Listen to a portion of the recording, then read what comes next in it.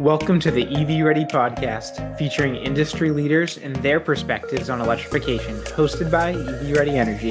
Hey everybody, welcome to the EVready Podcast. We're changing it up today. We're going to do it a little bit differently. You've got my ugly mug to look at, along with Chris and our guest, Jon Frederick from Car Dealership Guy. I think it's going to be a fun one. It's going to be relaxed and very conversational, and I'm really looking forward to it. So let's get to it. Jon, can you tell us a little bit about yourself and why you're here today? Hey, thanks so much for having me on the show today. I was in-store guy for about 10 years with the Coons Group in DC.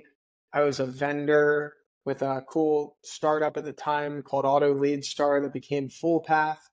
And then I was kind of first guy to work with Levy at Car Dealership Guy. And I was with Yossi in the early days, still with Yos.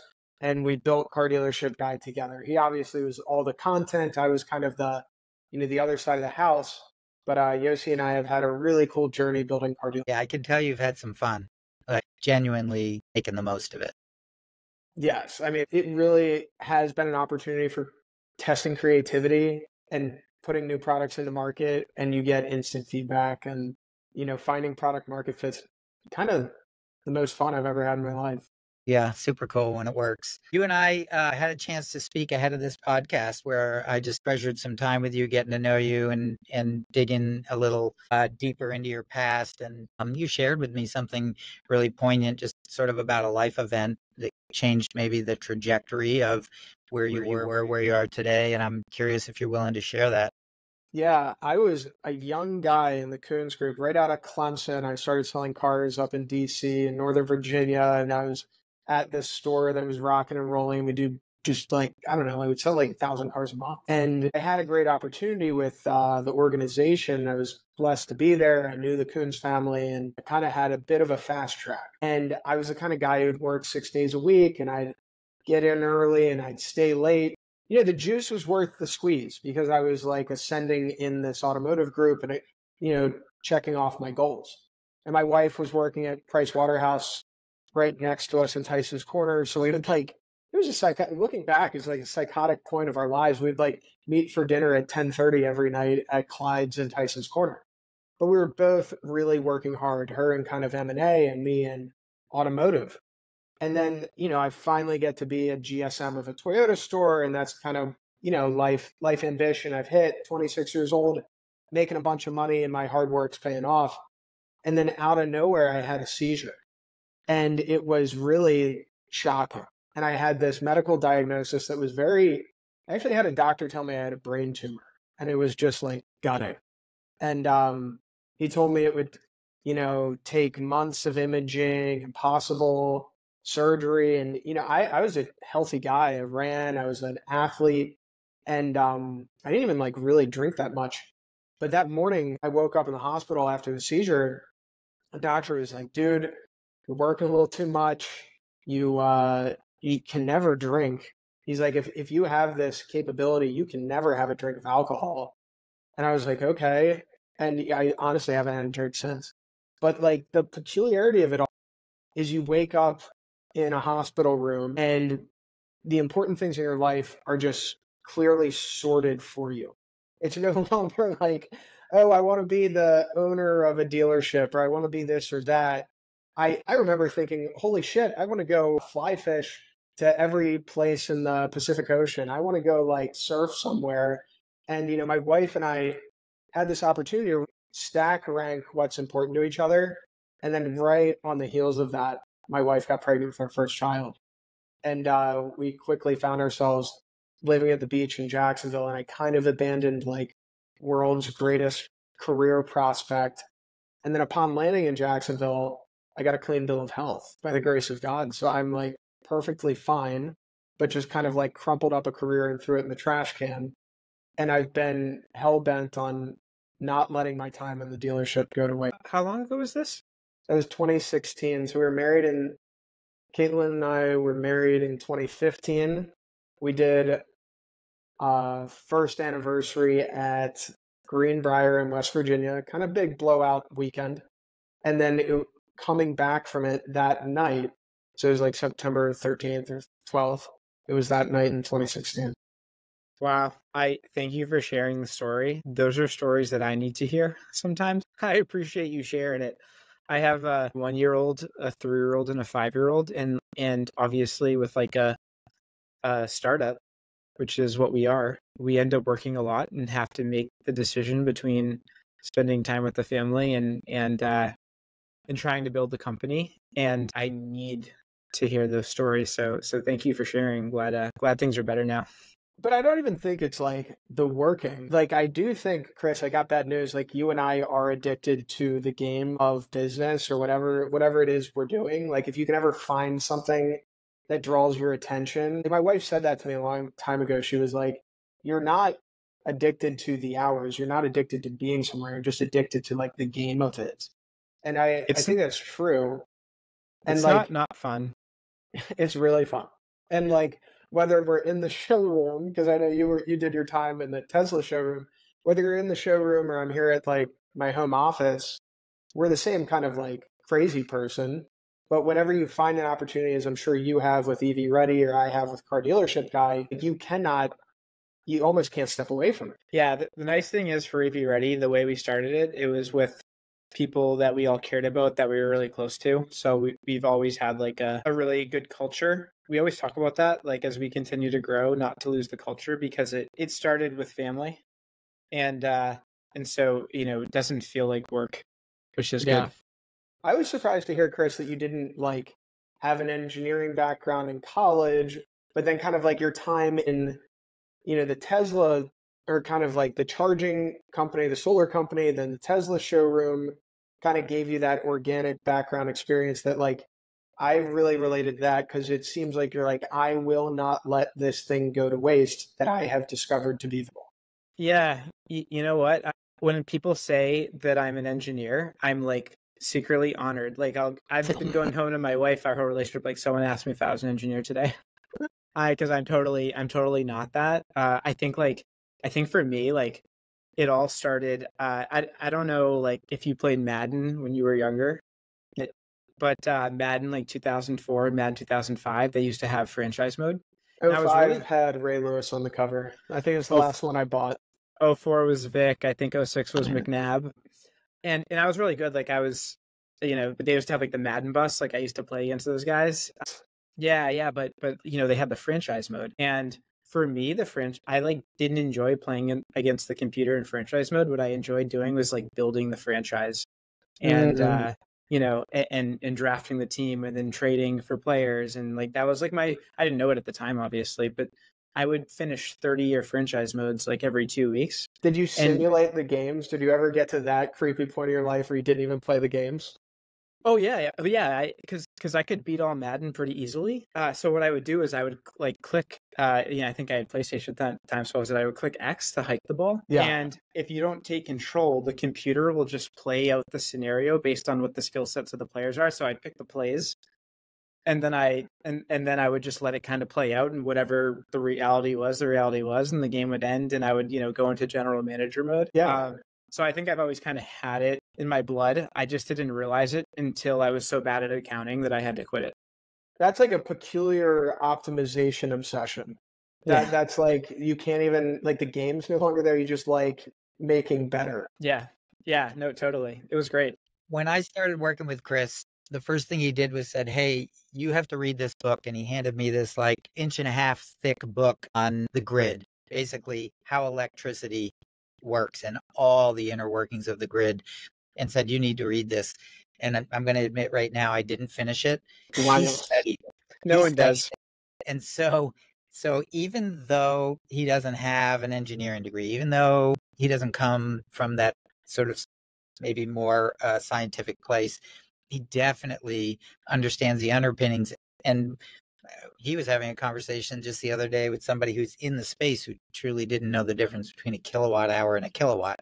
And, like, this is what we're doing every day. So I have to give Chris a lot of credit just for the homework that he put in and the degree that he earned himself. And you both are very competitive, I can tell. And I watch Chris. I am not a basketball fan, but he had me in the stadium recently for a watch party with the Celtics and going absolutely nuts as they were working their way towards winning it all. And I could see energy in him that moment, sort of paralleling his I didn't know I was being judged in that moment. So it's the Celtics for you, Chris. That's where you have like all logic escapes you. Yeah, like when my wife knows that I'm stressed, she just like puts the Celtics game on, and yeah, like it de-stresses me. It totally does. Do you need it? Do you need like what do you do in the off season? You have a physical thing? I surf. That's what like centers me. Yeah.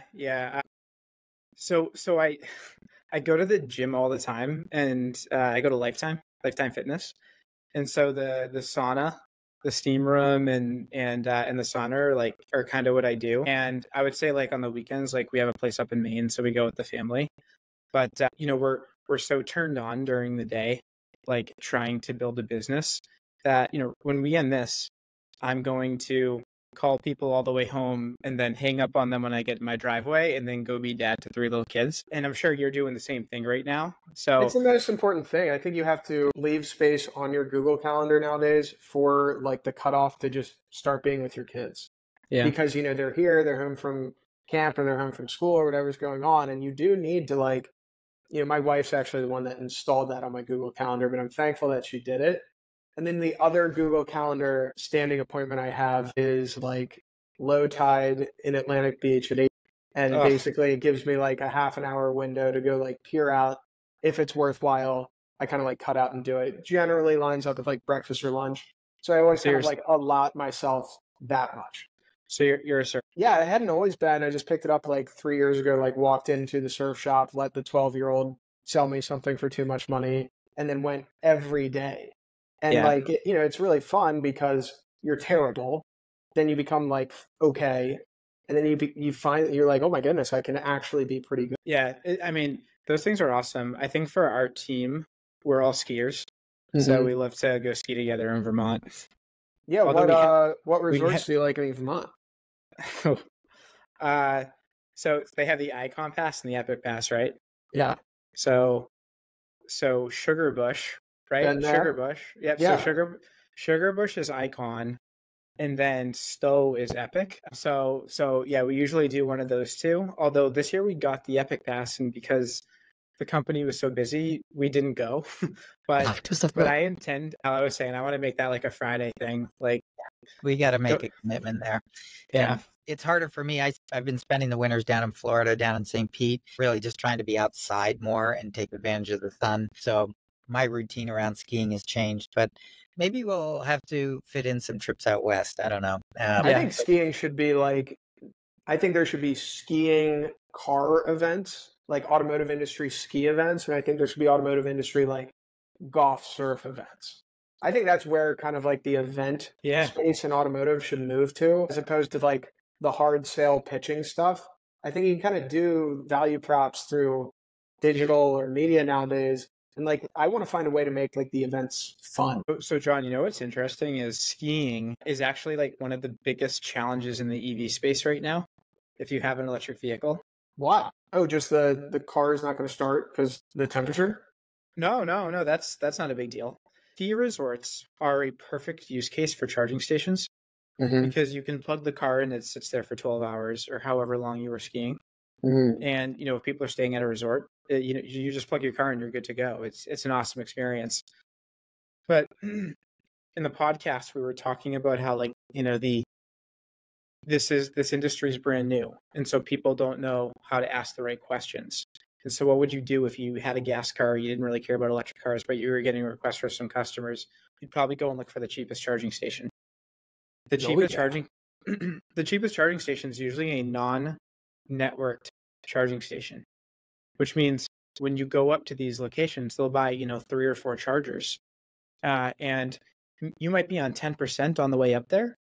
And when you get there, because it wasn't a network charger, because you couldn't tell it was working and that it wasn't available, you get to the ski resort and maybe all the stations are in use, or maybe one of the stations is broken, or maybe one of the stations is only charging at 1 kilowatt, even though it was saying that it was working. And it sort of flips your day. And Yeah, obviously, you almost have to just put that out of your mind, go have a day, and just deal with whatever awaits you at. well, that's one way to do it. That's how I do it. I know That's one. myself well enough where I can just like put myself on Mars and say, well, I'm gonna have fun. And the other thing, to your point, you just made a comment about we went up to Sunday River in Maine, and all of their chargers were in use. I got up there and there was 50 miles in my car, 50, and I probably did like 3 or 4 hours in runs. And the battery management system in the car was managing the health of the battery. And when I like looked at the top of the mountain to see what my battery was, it was 4 miles. So I had to go down to make sure that it didn't die, and then I had to plug in next. I had to take somebody else's plug out of their car, plug it into mine, and then write a letter, like a note saying on their dashboard saying, "Hey, I'm so sorry I did this to you. Hopefully you had enough charge, but my car was about to die." And that is where EV is in 2024. Is there like a brotherhood among EV people where you're like, yeah, I get it, dude, that's fine. Take a little. Yeah, in the early days there definitely was, but now that we're getting past the early adopter phase, like, it's starting to feel more normal. I have a EVs, like they all typically have that all-wheel drive system with the small battery on the rear axle that kind of like kicks in a little faster than the differential. For the most part, that's kind of what the all-wheel drive system in an EV is, right? Say it again. So like in the Toyota EVs, they always threw a smaller motor on the rear axle, like the RAV4 EV or RAV4 Prime. So like that system actually had like a quicker engagement with the rear axle in terms of like engaging as opposed to a classic differential. Yeah. And I mean, I think that's a good value prop for EVs is the all-wheel drive system was always better. Yeah, so not an engineer, but that's how they sell it. That's how I've sold a lot of them that way. Yeah, the EV has the ability to react in like milliseconds, when there's slippage or it needs traction. And so a lot of times they can be really beasts if in snow, especially if you've got snow tires on and you're not just trying to run it with an all season or something. But and I imagine also the weight of the car is helpful there too. Definitely. Yeah.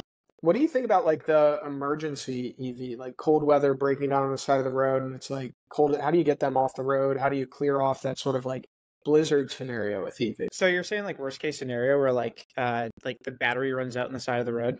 Yeah, I mean, I did 12 hours one night on I-66 between Tysons and Arlington. It's like a 4-mile stretch, but nobody moved. And like, I wish, that would have been just popsicle land. That would have been a good Yossi podcast question. What happened in Chicago? Look, I'm gonna speak from a Tesla owner's perspective.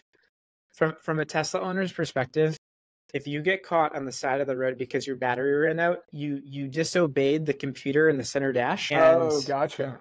Yeah, so it's telling you how much battery you have when you're driving, how much battery you have when you're going to go to the location. Yeah, and then when you go to the charger, it charges extra. It doesn't charge for enough for you to get there. So for Tesla's system, it's shame on you. So it's Hal from Space Odyssey, and he won't let you back in the portal because you've disobeyed. You nailed it. I love that. It's like a spiteful AI. Yeah, and the Chicago story, like everything in life, the truth is usually somewhere in the middle. Yeah. But the whole thing about like, the Chicago Tesla supercharger and the car's not working. I remember my family was on a text thread and they're like, "Chris, this is why I'm not getting an EV." But the reality there wasn't really, the problem wasn't the technology. I guess some people could argue that's the problem, but I think the biggest problem was education. Like Al and I, who have had an electric vehicle forever, that will never happen to us in that circumstance. Yeah, you're like seasoned river guides at this point, but I wouldn't know what to do. We're savvy. It's rare. That's the industry's problem right now is education, and I think it's almost a little bit convenient that education's not good. Obviously, because like margins are slim on EVs right now, but education's like, don't get me wrong, there are other problems for sure, but education's a bigger one than people talk about in the news. What do you think like makes EVs profitable again? How do you do it without kind of like the manufacturer stepping in with giant rebates? Because that's a shell game. Like, how do you make them? What's like a winning model for EV? Yeah, and we talked about this on the podcast a little bit too, but like I'm not a huge fan on the charging side. I am, because it's really necessary, but I think on the vehicle side, because these cars are getting so much better year over year, they're depreciating so fast. And Yeah, then once you add in the federal tax credit, it's so difficult to lease in this industry right now.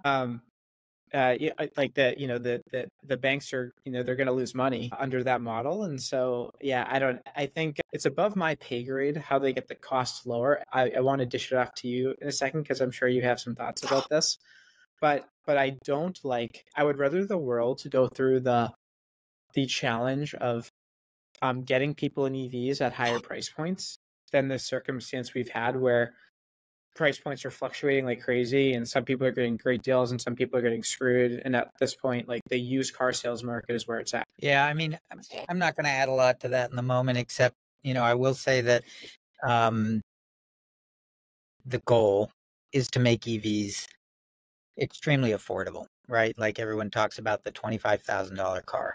And the reality is the industry's working really hard to produce that really inexpensive vehicle, whether it comes through a combination of tax credits or not. The cost of lithium is dropping pretty rapidly recently, and that's going to be a contributing factor. The cost of manufacturing, or at least the efficiency of the manufacturing lines, is getting better and better. Just the design of the vehicles and the simplicity in the way they're constructed. And I don't want to say simplicity, but I think that they're designing them in a way that will be easier to manufacture and driven by more robotics.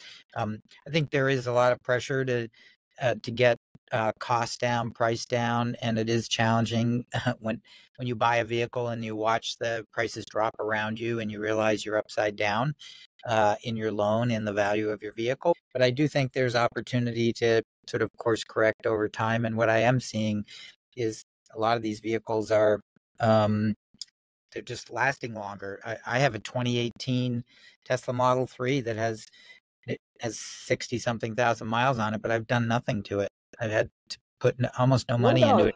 Just product itself, where like every EV is seemingly like buying a new iPad, where everything is like touchscreen and all of the seats have extra kind of like modules on them, forward, backward, side. Things like, like the Tacoma had nothing. Like the had knobs and no power seat. Like, could you ever just get the adapter to like the MVP and then kind of work from there? Like, if you want the EV, you may not, like, you have to have, does the EV buyer have to have solely touchscreen experience and like Wi-Fi? That's a good question. And John, I'm going to flip that question back to you in a second because we enjoy technology, Al and I. Yeah. I couldn't imagine driving a car that had buttons. I haven't done that since 2015. Dude. And so, yeah, so for me, like when I get into a car with buttons, it feels really old to me, but like I know they're not building those cars for me. Right. They're building it for somebody else. I think like when I get an electric car, there are so many good things about it that the additive piece of technology just feels right to me. Right. Whereas some of these electric cars that you see out there, and I'm not hating on them, they're just not my cup of tea.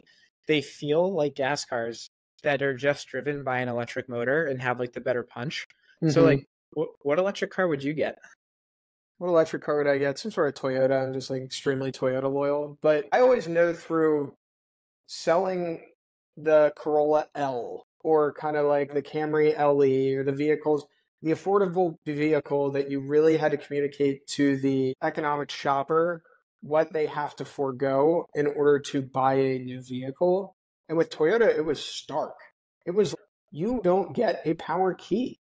You don't get a power seat. You only get FM, no XM, no sunroof. I mean, damn near no power windows. And that's more the conversation you have with, I think the EV market has to be a little more bold in terms of what it takes away from the like consumer like that in order to achieve affordability. Because if you're perpetually subsidized by tax credit, then you're just going to perpetually undermine your used car value. So like the market has to stand on its own 2 feet one day without rebate from the manufacturer, without subsidy from the government. And then that will ultimately retain the highest resale values.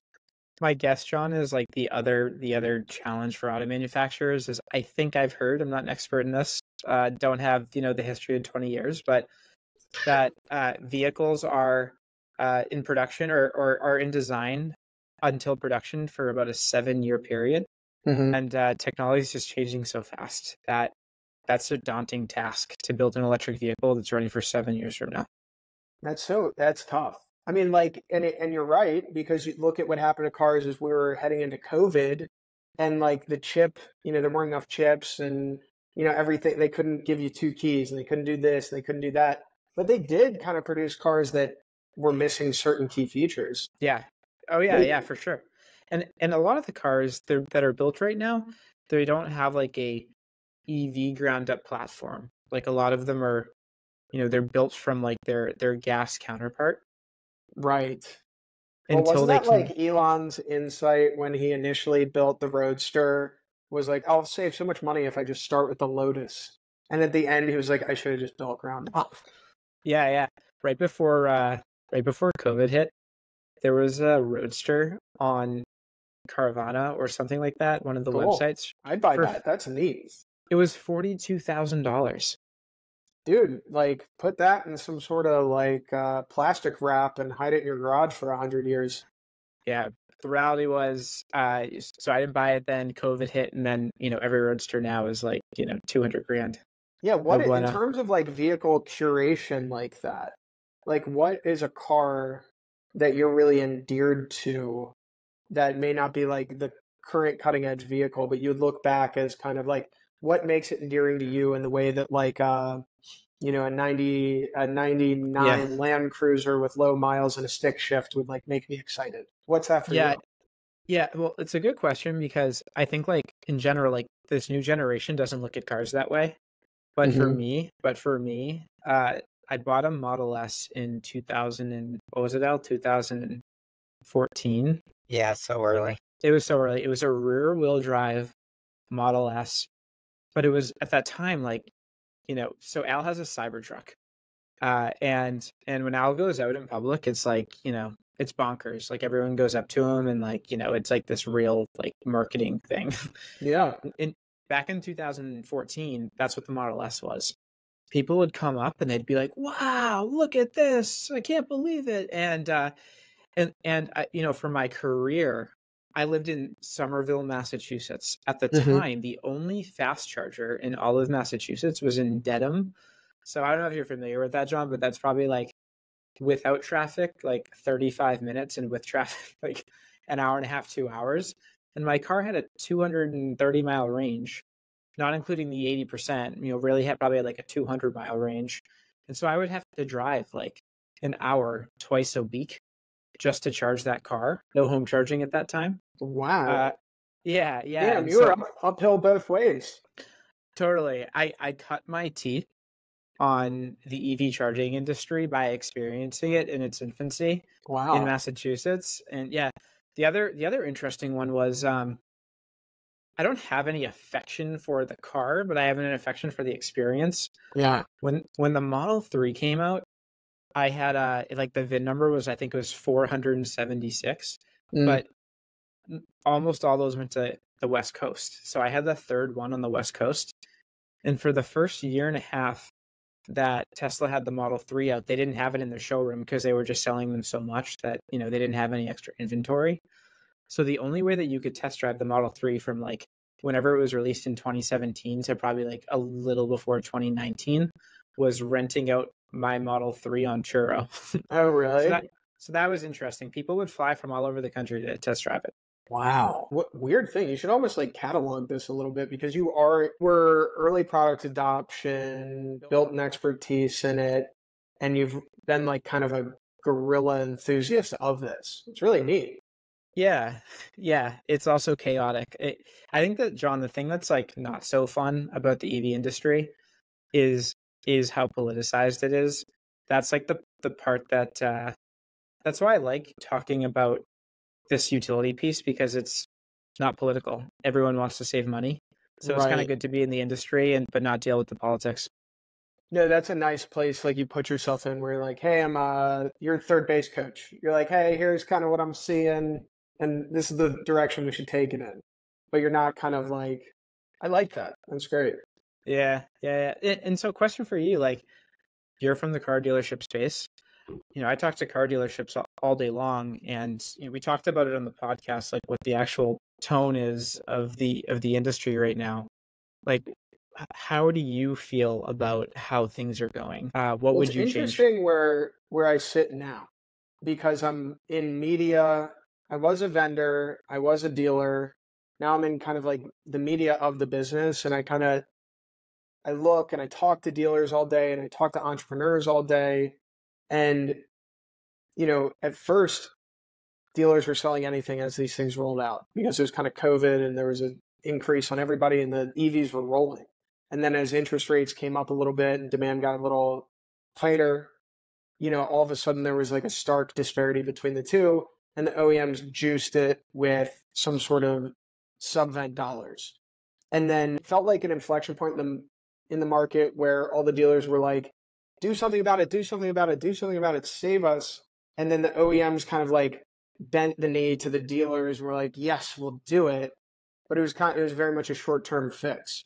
And I've heard everything under the sun in terms of like, how do we solve these problems? Even like inverting CSI bonuses to car dealers instead of paying them like per, for days in stock problems at dealers.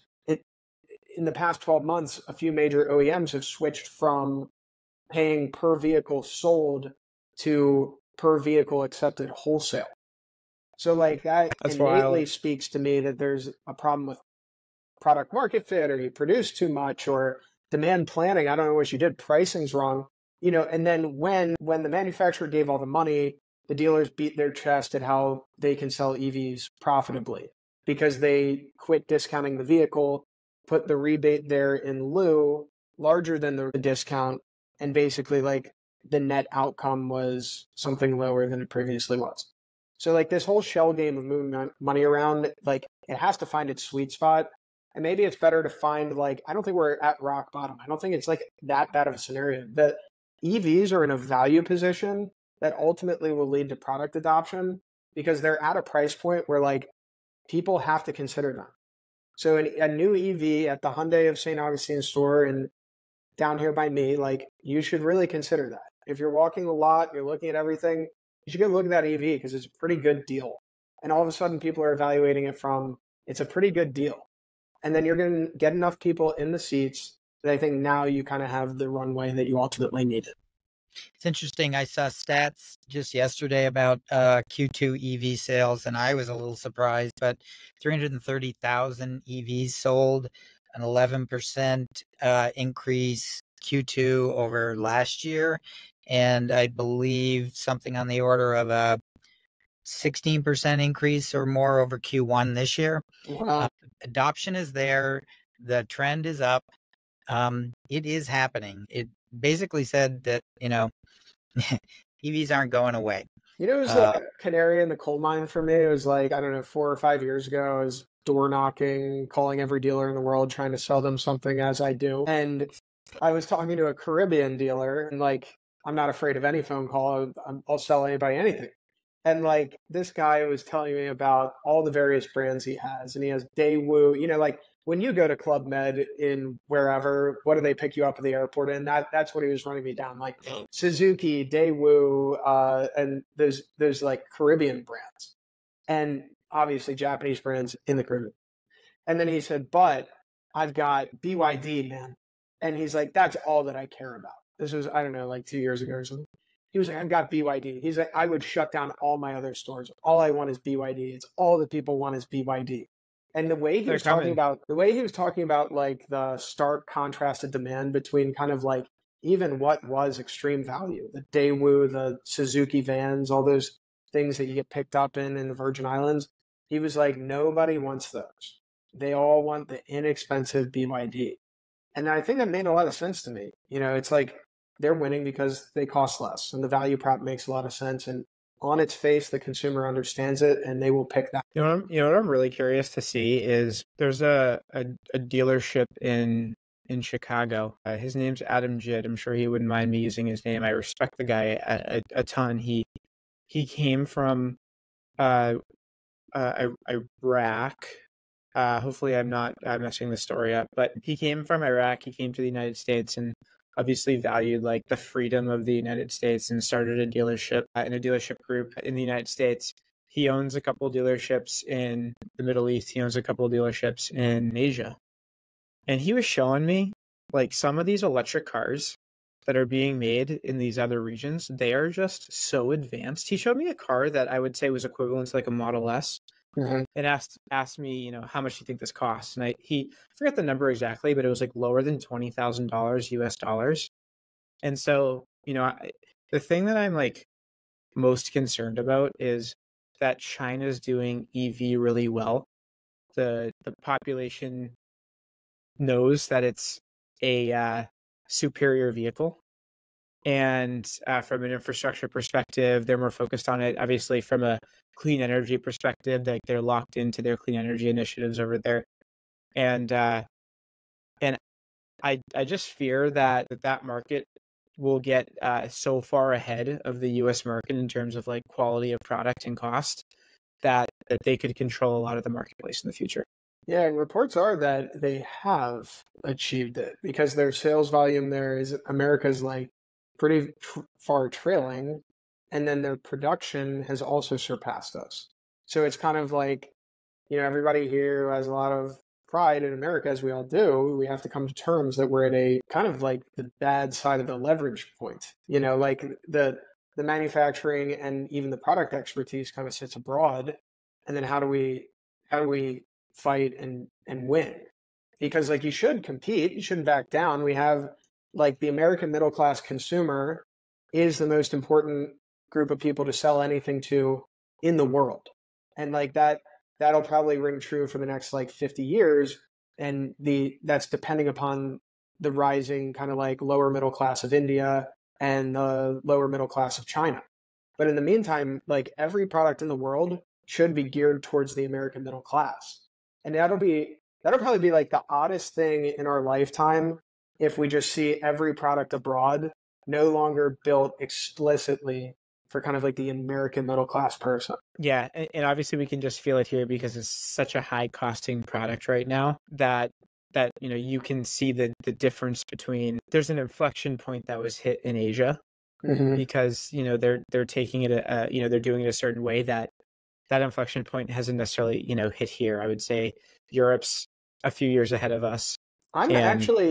I think that like we should kind of let BYD and VinFast kick us in the teeth a little bit because otherwise we're just kind of postponing our own demise. And it's in the meantime, what are we doing?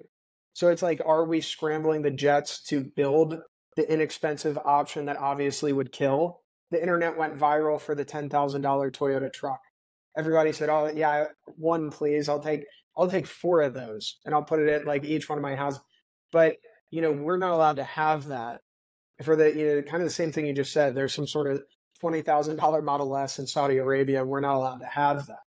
So like the American consumer yearns for the same thing these other people have, and it would solve a lot of the problems. But kind of how do we get it?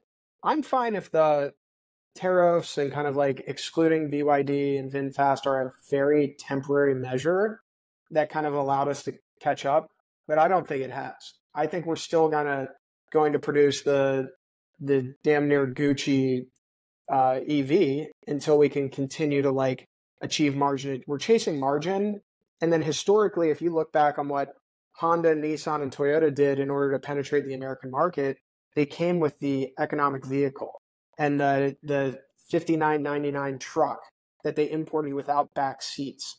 And they made the stick shift 4-cylinder that barely got over 60 miles an hour, but like lived forever.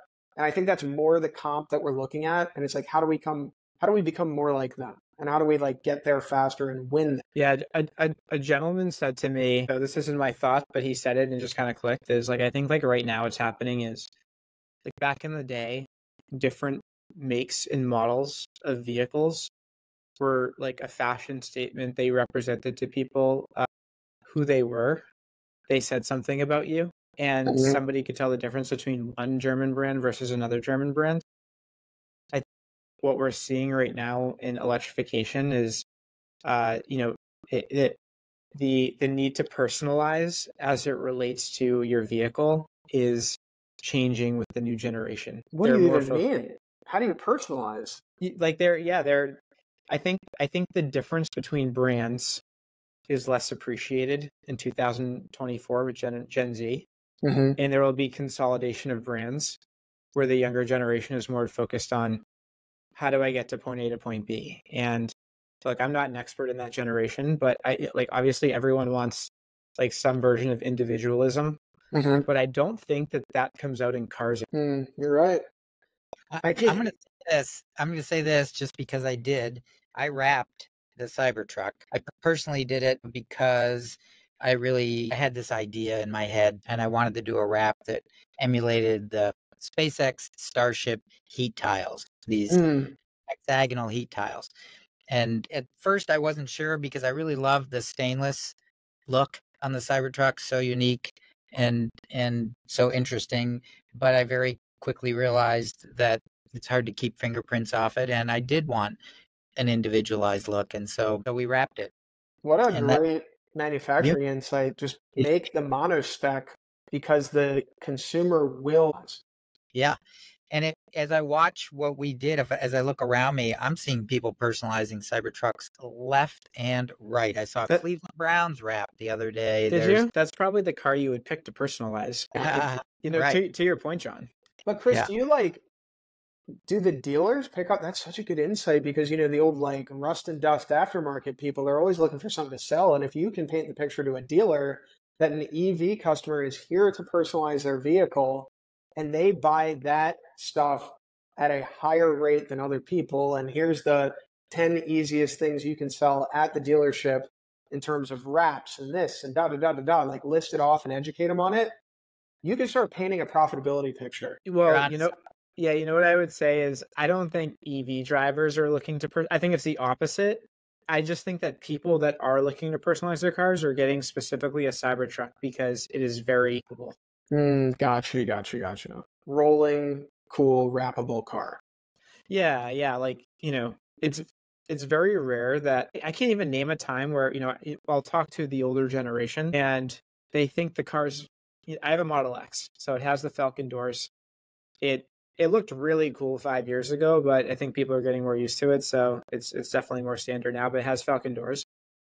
I'd say the older generation, when they see the Falcon, people are like, whoa, look at that.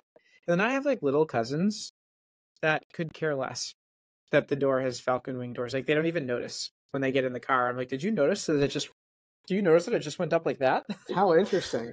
Yeah. And I don't know. It's just like, I think in general with, like I said to Yossi, I think the stitching on the steering wheel is becoming less and less important. I look at cars in such a different way because I was just trained to buy cars for the lot. And then I got a demo. So I had a demo. And like buying a car like repulses me.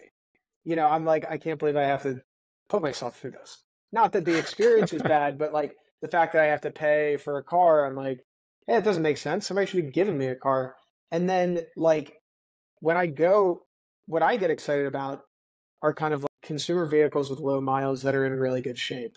Like I get so excited when somebody has like a 10-year-old 4Runner that doesn't have any rust on it and it's got like 14,000 miles. I want to be that guy. That's who I want to be. That person's my hero. Oh yeah, man. Like I drive, an old 2018 Highlander with like 80,000 miles and I could like care less. It's got like, something, my sprinkler's like spraying something terrible on the bumper. I think it's like green or brown. I don't even know what it is. And like, I'll hang out with car dealers and they all make fun of it. And they're like, oh, I could help you with that, John. And I'm like, you could not. You couldn't trade me out of this if you tried.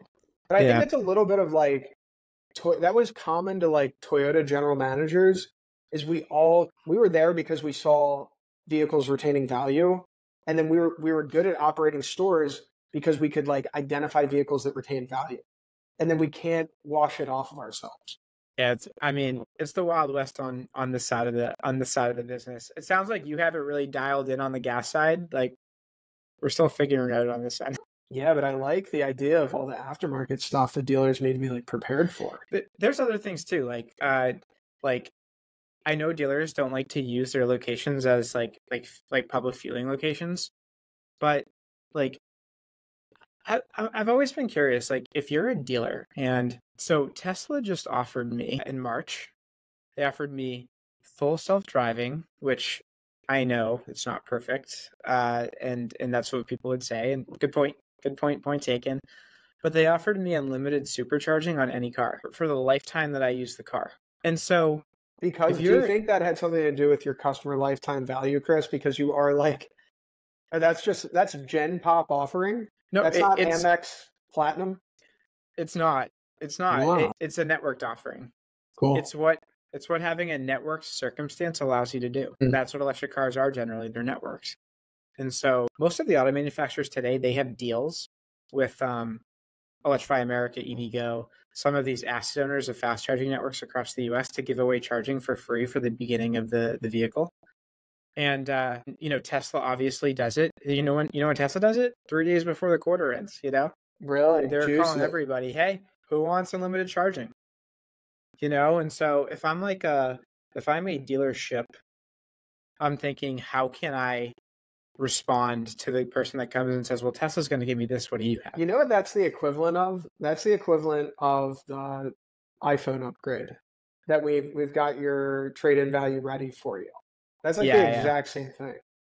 Yeah. What does the car dealership have for you? Money. I mean, it's kind of like Toyota-thon. You got kind of like the annual sales events. You have things like that, but then they're not even differentiated enough. New product releases get people excited. The 4Runner, the Land Cruiser, like, God forbid a new F-150 comes out, people like break glass to go get it. But I don't think anything outside of like a new product release, that's really interesting about like lifetime charging like that. I mean, that's a market advantage in terms of, the demand button.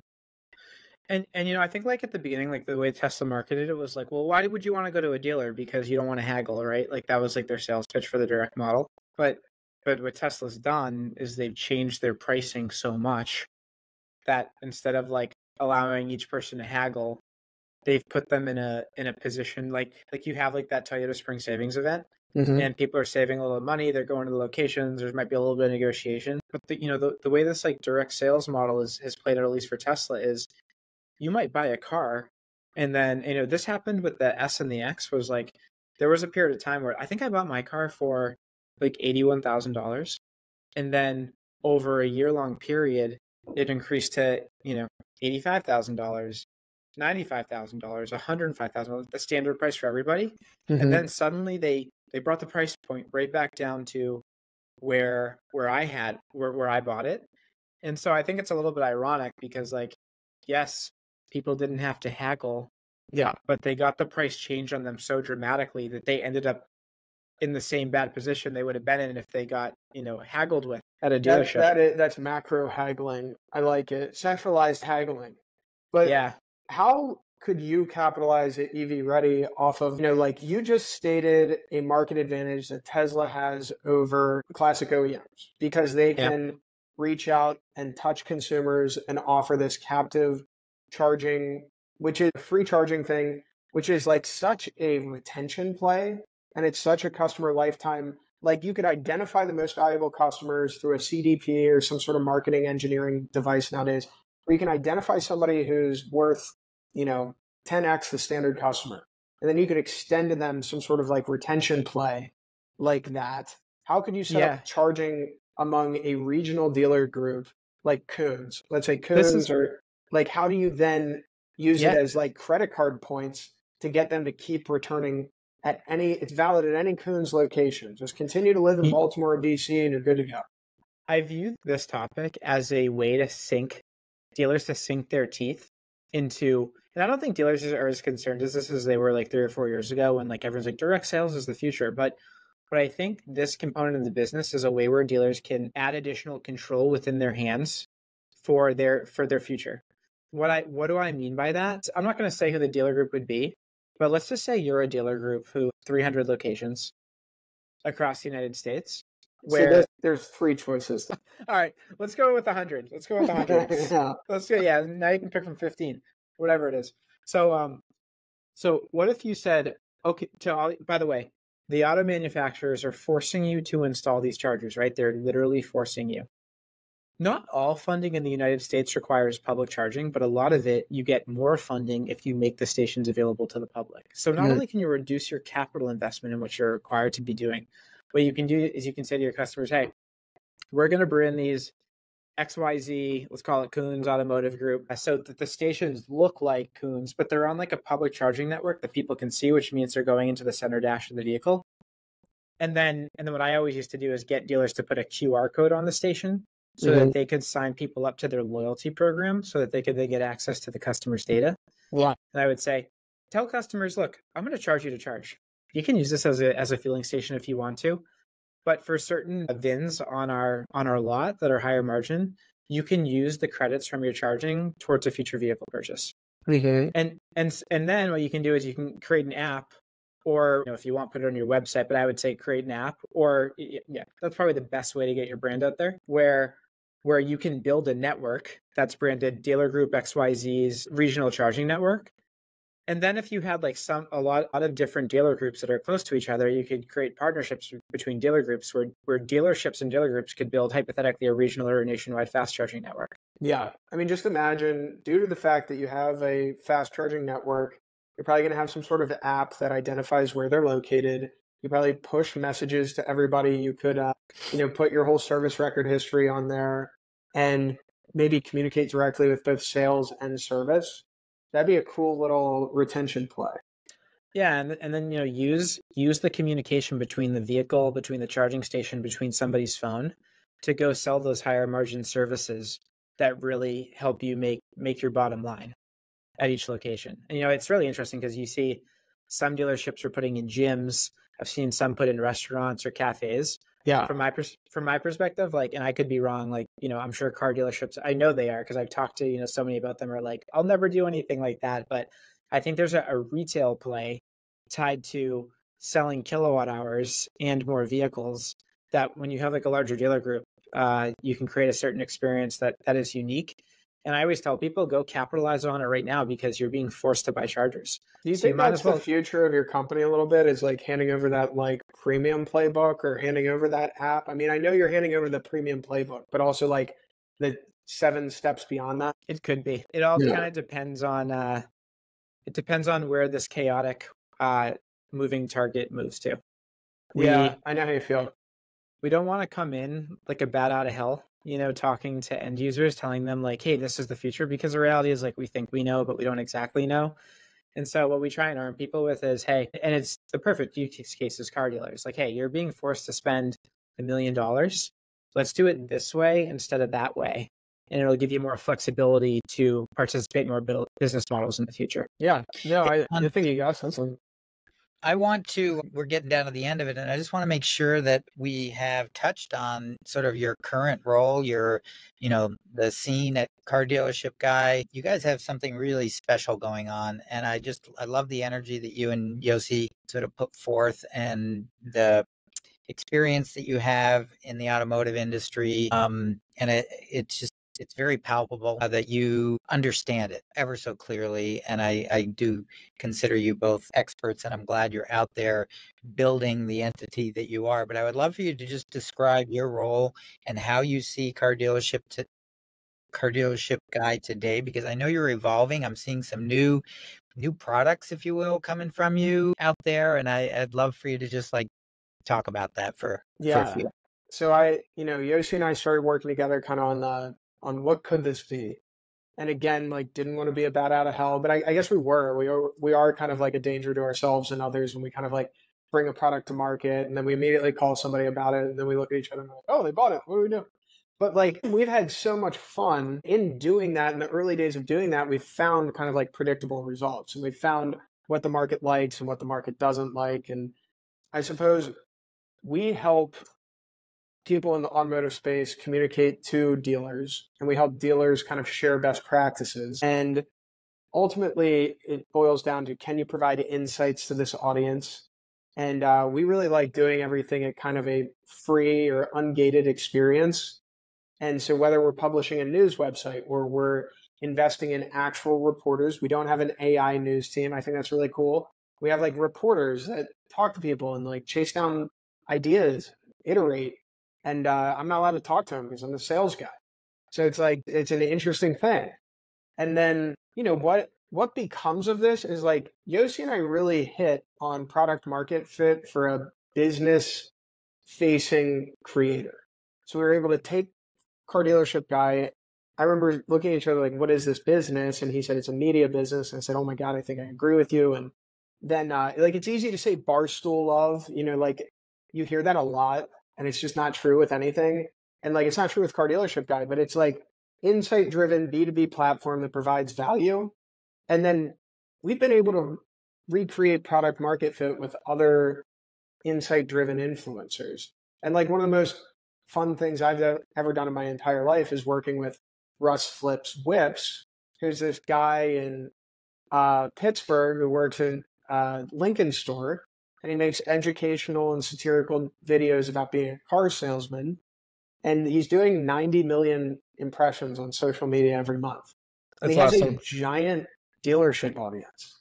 So I get to work with this guy and we approach brands with ideas and they go, are you sure that's going to work? We go, yes. And like, it has. I mean, and then suddenly Russ has this big business. We've done it for these other people. We're signing automotive talent now. And I find that really fun. Like Russ, we even did this really cool dealership sales training in Rohrman. So in Indiana, Russ and I flew out to Indiana and we trained their sales team on how to build an audience on social media, then how to leverage it into selling cars. And we left behind a couple employees there that are getting like 1 million views on their TikToks right now. And the value initially was kind of like Russ gets to be in their videos or they get to do this or that, but they got exposure to how he cuts content, how he makes it. And I mean, we're looking at each other. We're like, this has been the most fun we've ever had. And it's been a different sort of training that the people were really engaged and they loved it. So now Russ and I are like, what do we take this on the road? How do we deliver it remotely? What are we going to zoom into people?